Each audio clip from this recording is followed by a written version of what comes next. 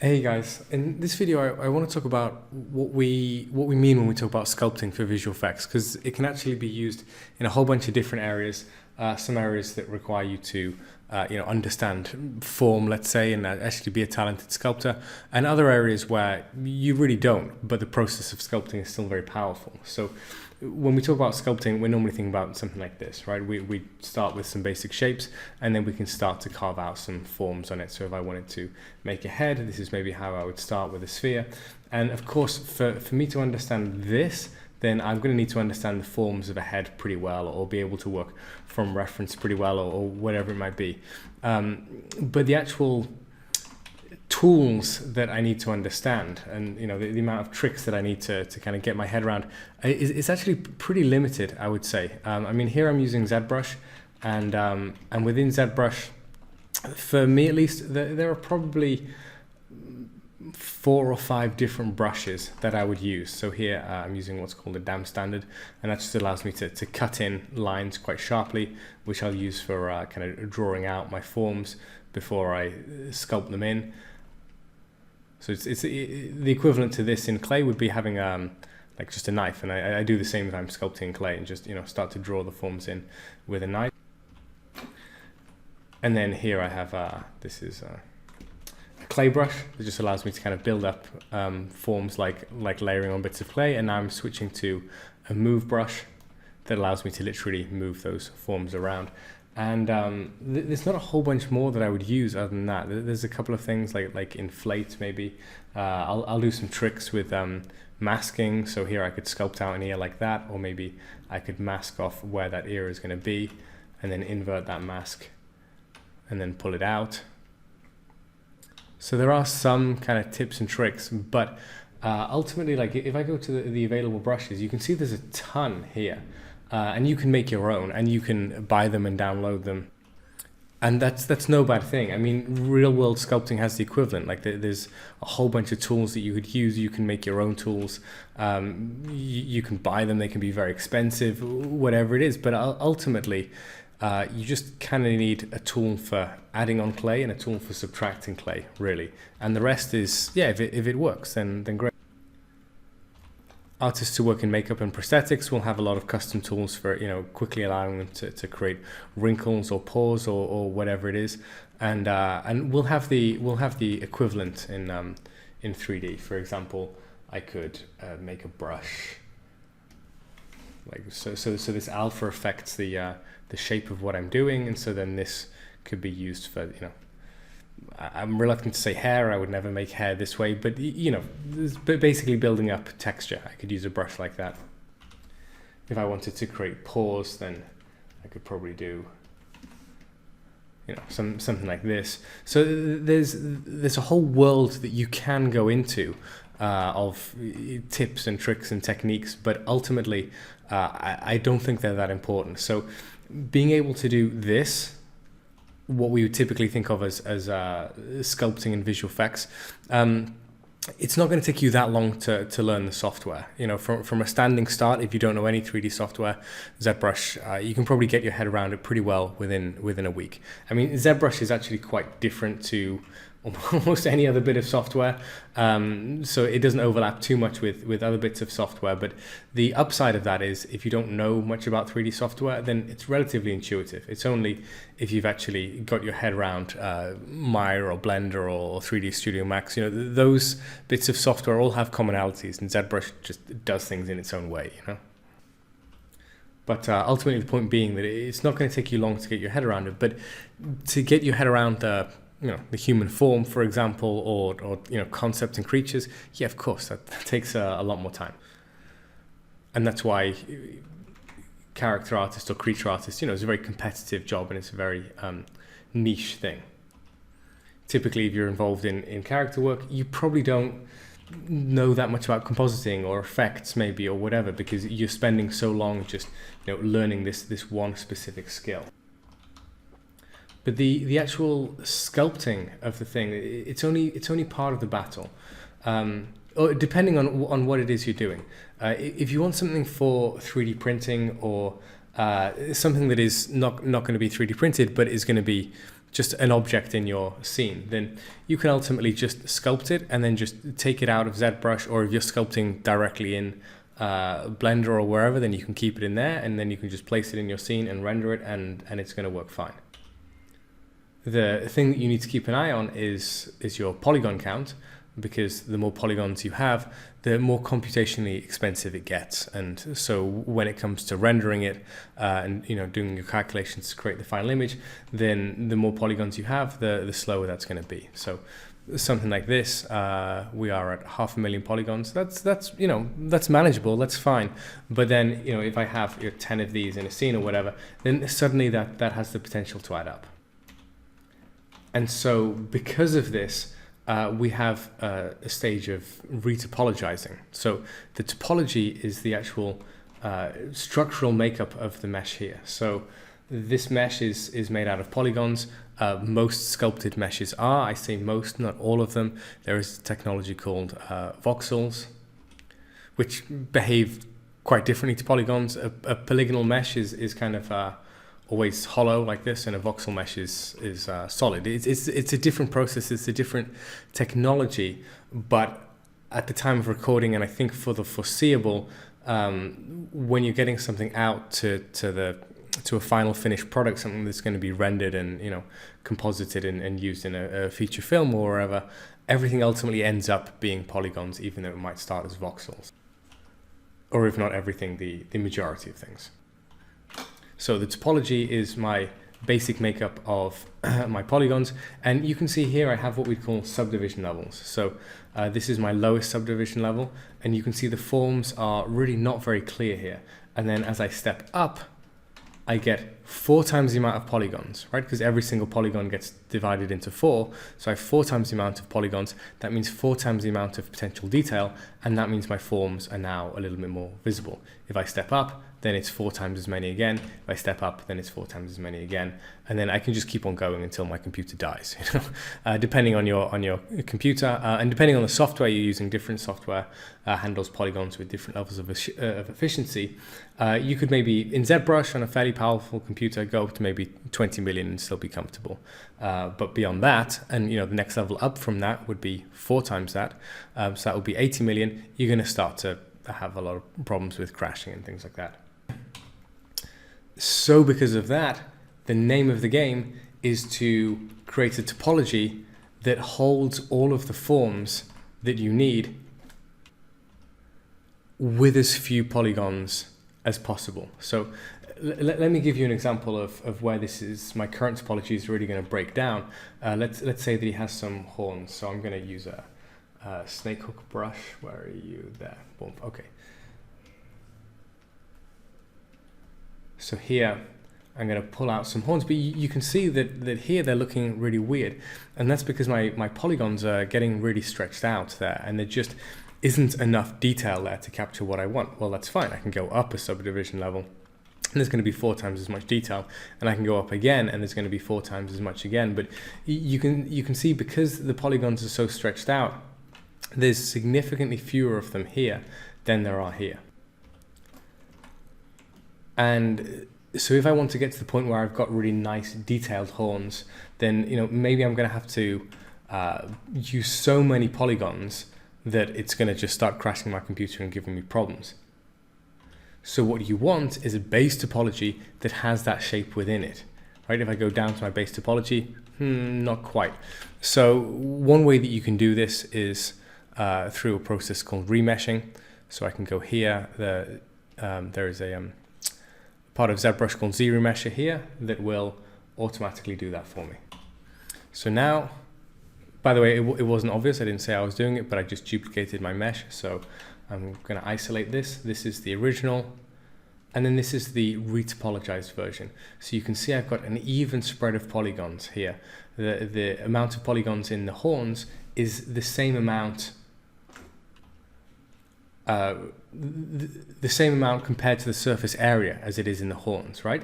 So that means that if I start to put in details now, so I've just subdivided a couple of times, and I want some, whatever the details are, some eyebrow detail, whatever it might be, I can put in the same level of detail here. and I have at my lowest level something that has all the basic shapes that I've sculpted in, but instead of 500,000 polygons, I'm at 10,000 polygons, right? A real fraction of what I needed to be here to capture all of that detail. So this is why topology is important. It's not part of sculpting, and it's a whole subject in of itself. And generally what I will do is I will break off the topology stage from the sculpting stage to the best extent that I can. So whilst I'm sculpting, so here I'm going back to my original mesh, I just want to be thinking about the shape of it, the form of it, the concept of it, whatever it is that other things that I should be thinking about. And then afterwards, I will think about the topology. Now, up until now, I've spoken about the importance of topology being that you can hold the same shape, but for much fewer polygons, right? And that is important. That is a crucial part of topology. But the other thing that you need to be able to do is move it if the mesh is going to move. So in this case, if this is a character, he's going to need to be able to open his mouth, and there's just no way that you could do that with this current topology. So then I would need to make a topology to allow him to open his mouth. So let me just do this in a very dirty, hacky sort of way. I'm going to push all of this in.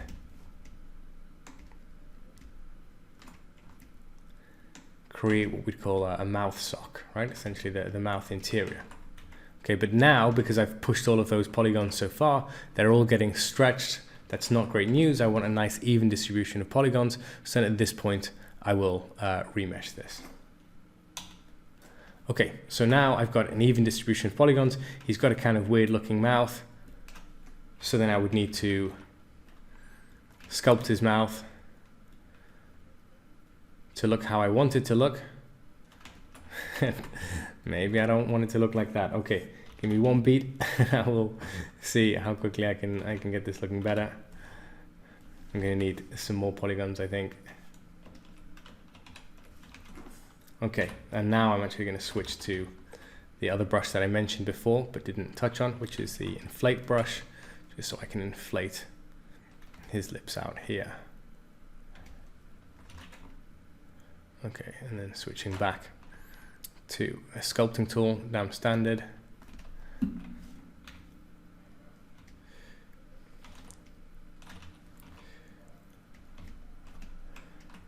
Still kind of a thin-lipped guy, no? Okay, it's a little bit more. Isolating that selection so I can just affect the upper lip. You see, it's stuff like that well, actually I'm not just affecting the upper lip, am I? I was going to be like, yeah, well, you see, that's what you might do as a professional, and then I just didn't do it. Okay, here, isolating the upper lip. So yeah, you know, there's tricks like this, so I can sculpt just on the upper lip, and then if I want to invert that and sculpt just on the lower lip, you know, stuff like that. Yes, of course, that's going to take some time to learn and get your head around. But the actual basics of the software, not so much. Understanding topology in depth, yeah, that's actually a big thing, much bigger than people think. I'm not going to go into it much in this video, but okay, let's say that I'm happy with those lips. I'm not very happy with those lips. I'm going to make them a little bit less wide, but I'm distracting myself here. The point is that now he has a mouth interior, not a very beautiful one, but he has one. So what that means is that he has the potential to be able to open his mouth. So here I'm going to store a morph target. Morph target basically remembers my sculpt in that particular pose so that I can get back to it. And then here I'm putting in a temporary jawbone. And now I can rotate this. Okay, so this means that I can open his mouth. And from this point, I would just resculpt his mouth so that it's got a nice shape when it's open and feels naturalistic. And there's a whole bunch of considerations I would have here. You know, as he opens his mouth, the cheeks will get stretched, so they will thin out. And there is a whole skill set that is just learning how to sculpt facial shapes. And again, that's a very niche thing. It's a very specific thing, and it's a very competitive thing. It's generally doing face stuff is kind of seen as the highest point to get to as a character artist. You can disagree, and that's fine. I'm not saying that it is. I'm just saying that a lot of people will see it that way. So, so anyway, this is now a shape that opens his mouth, and I can move backwards and forwards, and his mouth is opening and closing. And yeah, I think his cheeks would thin out some more as he opens it. Yeah, there's 1,000 things for us to consider here. As his mouth opens, then, you know, the actual skin would get pulled down here. Even the nose is probably going to get pulled down a touch. And you kind of want to consider all of this stuff as you are making your facial shapes. And going into facial shapes is not, you know, that'll be a whole other video or video series or whatever it would be. But the point that I want to get to here is that the thing that a lot of people miss with topology is that it's not just about having your sculpt at a lower resolution so that it's manageable. Of course, that's part of it. But the other thing is, can it do all of the stuff that it needs to do? So can it open its mouth? Can it open and close its nostrils or its eyes? Can it bend its fingers? Whatever the range of motion is that's necessary, it needs to be, the topology needs to be able to hold all of that. So if you are looking into topology, you'll find a lot of tutorials, a lot of videos that will go over it. But ultimately, I think by far the best way to learn it is you make your sculpt, whatever it is. And, you know, topology is a big part of creature work, but there's 1,000 areas where you would need to consider topology. Anytime when something is deforming, something is bending, so that there wouldn't have to be a creature. It could be, you know, like a cloth or a sofa or whatever it is. Your topology has to allow you to get that object into that position that it needs to be in. And so the way you test it is you make your thing, you make your topology, and then you try and get it to do the thing. And if it can do the thing, then it's fine. That's how you know that it's a good topology. So my basic rules, if I'm approving or making or signing off a topology, whatever it is does it hold the silhouette of the shape that it needs to hold? Yes or no. If it does, then it's probably good. And then can it do the necessary movement that it needs to do? And if it can, then it's also good. So there's a lot of time you'll be considering, like, what is the right amount of topology? How many polygons should I use? That doesn't matter so much as long as it can do the thing that it needs to do.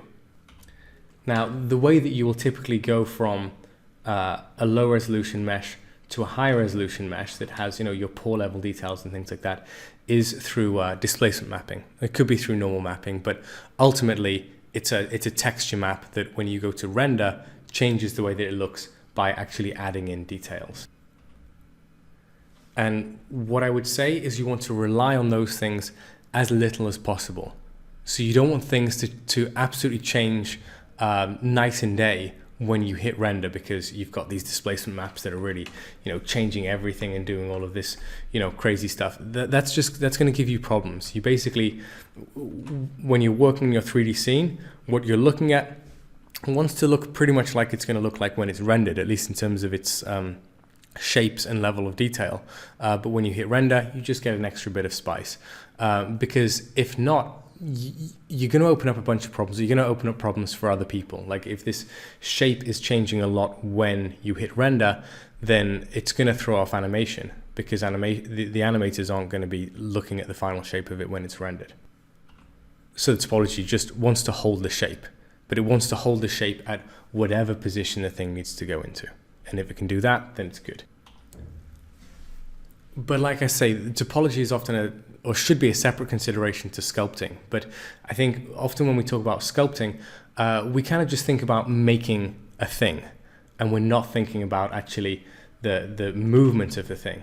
And understanding that is huge. And if you can understand that, then it makes you very employable. Let me switch up to another example here. I've got a scan of a female foot. And one really common thing that you will do with feet is sculpt in contact shapes.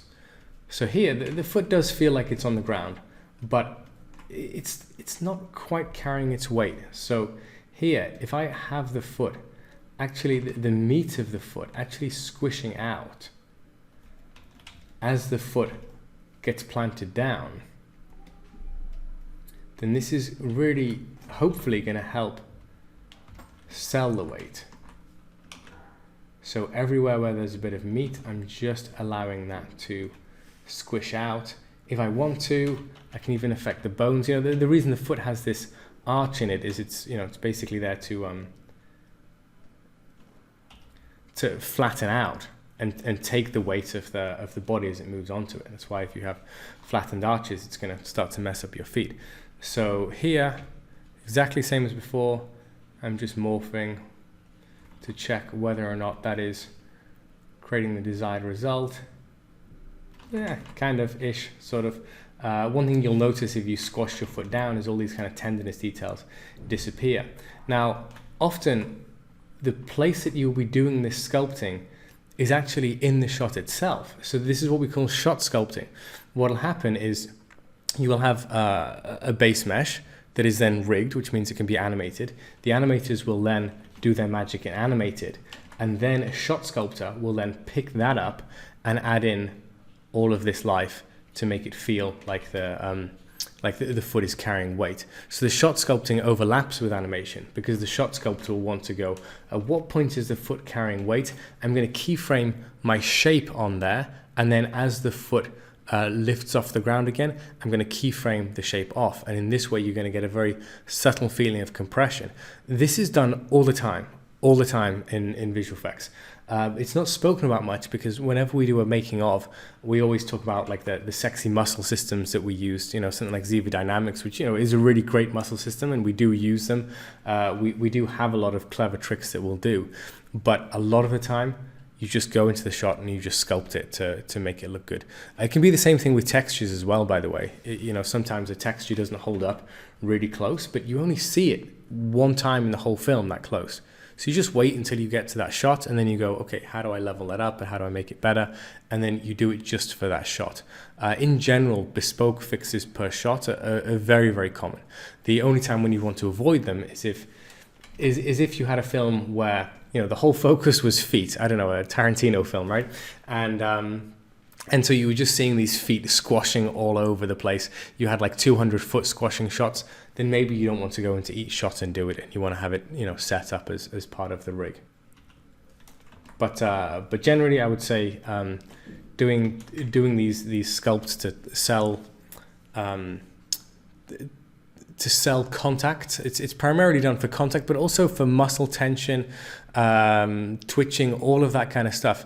You can just do it in shots. So if we had someone getting punched in the face, let's come back to this guy, and we'll just stick he's just getting hit by a cannonball, boom.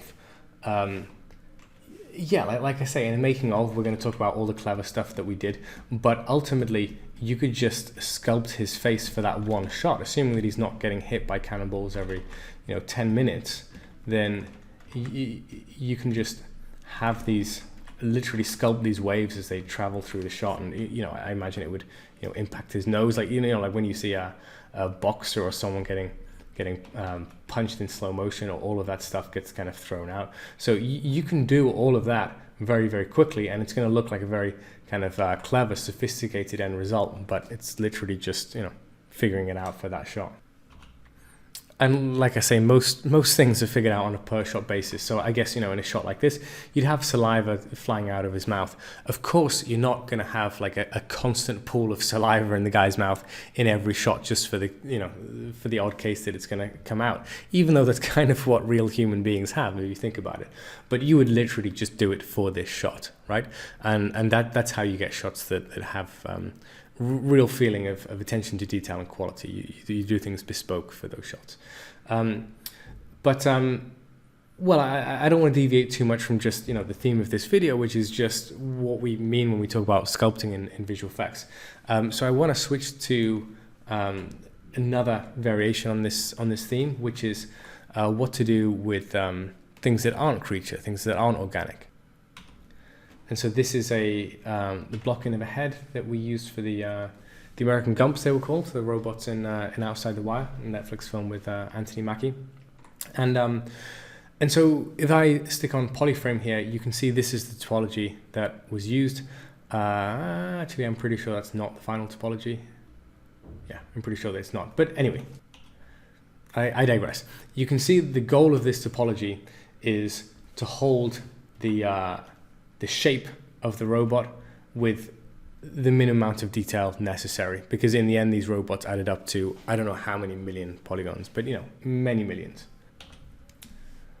But generally when you are making what we'd call hard surfaces, robots and well, anything that is a hard surface, what you'll want to do is add in more detail around where you have these sharper turns. This is what we'd call holding edges. And this is what I'm talking about here is modeling, right? This head has not been sculpted, it has been modeled. So it's a different process. Modeling is, you're still working with polygons, but you're not sculpting them. You're kind of you're modeling them, you're generating them, you're moving them around. It's quite a different process. And the topology considerations are they are different because this mesh isn't moving. So the main consideration is how do we when I say not moving, it's not deforming, right? It's not going to be bending or anything like that. What if it got hit by a cannonball? Yes, then it would bend, and you would do that as a shot sculpt probably, or as a simulation specifically for that shot. But anyway, the point that I want to drive to is that what you will find generally when you are modeling is that you don't get an even distribution of polygons. That doesn't stop you sculpting, but it makes sculpting a little bit more difficult. So if I start to subdivide this and smooth this, and let's say that I want to create some damage. Let's see how many polygons I'm at, because I might be killing my computer here. 40 million. Yeah, I don't think I want to go that high. I'm going to go back down one. So oftentimes when people are modeling hard surface things, robots and things like that, they kind of skip out the sculpting stage altogether. And I think it's pretty crucial. What I like to do is I'll just get, this is a flatten brush, and it's great for just creating dents and things like that. Let me do it more intensely so you can see. Boom. So I'm here just doing a very quick pass over the mesh, and in 2 minutes, or 2 seconds I guess, I've got this feeling of dents all over the surface. Boom, going backwards and forwards so you can see. And this kind of stuff, especially, if it's robots and they've been in war and whatever, it makes a huge difference. It takes off that kind of perfect CG look. And you can start to consider like bullet holes or bullet dents or whatever, things like that. And really go to town, and all of that stuff will help give your final result a kind of lived in real world sort of feeling. So sculpting hard surface things definitely is a thing that you should consider. It's a thing that I do all the time. The big problem is that you just battle against the topology. So here I'm at 10 million polygons, slightly over, and you can see I don't really have the detail to get what I want. And at the same time, I don't want to go up to 40 million polygons. Now, there's always a way around this stuff. And, what I would do here is literally just work on each bit at a time. So here I'm just going to delete everything that's hidden.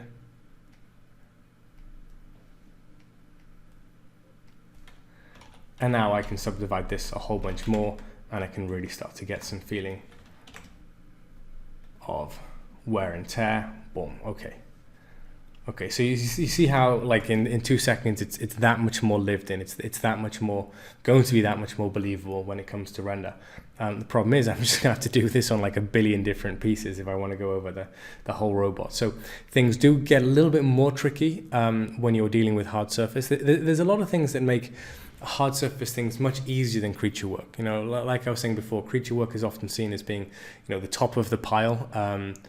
Because it requires maybe the most artistry, I don't know. But from a technical standpoint, a creature is just generally one big lump of skin with some eyeballs and a tongue and some fingernails maybe. It's actually not that difficult a problem to solve. Whereas something like a robot could be 10 million different parts and dangling wires and whatever. It can actually become a much more complex problem to solve. Either which way, the important thing, and just I guess the takeaway from this video, is just that sculpting is an integral part of the visual effects process, whichever way you slice it. You know, it doesn't matter if you're just making some rocks for the background. It doesn't matter if you're making a creature, a robot, whatever it might be. You could be scanning stuff in from real life or downloading scans from somewhere like Quixel Megascans. That's fine, but you might want to do a sculpting pass on them to do something bespoke to them, or to clean them up, or to make them, you know, more appropriate for the specific need that you have. So it's really worthwhile getting to grips with sculpting. I've done this demonstration in ZBrush. If you're more familiar with Blender, certainly from an artistic point of view, you can. There's nothing stopping you using Blender. It's absolutely amazing for sculpting. For some of the more technical stuff, you saw me doing a bit of playing with the topology and things before. That's a little bit trickier in Blender, at least it is as I'm recording right now. But you know, those guys are always closing the gap between themselves and their competitors. So I wouldn't be surprised to see it, you know, closing the gap with ZBrush even more than it already has. So yeah, if you know, characters and creatures are your thing, then obviously go into Sculpture. If they're not, get familiar with the software, because you know, the what you've seen me do here, you could learn to do very, very quickly, and you know, can make a big difference to your actual work. Ultimately, I think one of the things that really sells visual effects work is integrating chaos into the mix, because we're using technology, we're using tools of order. And this is the thing that puts people off visual effects, or you know, the CGI look being very slick, very perfect, very ordered, and any way that you can get chaos into the mix is going to help. And sculpting is a really nice way of just getting some messy chaos into there. That's really going to help sell the naturalism and the believability of your work. So that's it. That's an intro to sculpting for visual effects. I hope some of you guys find it useful. Well, if you got to this point of the video and you didn't find it useful, then I salute your perseverance, and I'm grateful for that. So thank you guys.